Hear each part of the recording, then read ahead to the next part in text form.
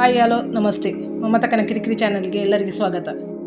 ಮಳೆಗಾಲ ಪ್ರಾರಂಭ ಆಯಿತು ಹೇಳಿದರೆ ಎಲ್ಲರಿಗೆ ಫಸ್ಟ್ಗೆ ನೆನಪಾಗೋದು ಚಕ್ಕೆ ಸೊಪ್ಪು, ಪತ್ರೊಡೆ ಹಾಗೂ ಪದಂಗಿ ಕಣಿಲೆ. ಆದರೆ ಕಣಿಲೆಯನ್ನು ಕಟ್ ಮಾಡೋದೆಂದು ಹೇಳಿದರೆ ದೊಡ್ಡ ಕಿರಿಕಿರಿ. ಅದನ್ನು ಯಾವ ರೀತಿ ಸುಲಭದಲ್ಲಿ ಕಟ್ ಮಾಡಬಹುದು ಎಂದು ನಾನು ನಿಮಗೆ ಇವತ್ತು ಮಾಡಿ ತೋರಿಸ್ತಾ ಇದ್ದೇನೆ.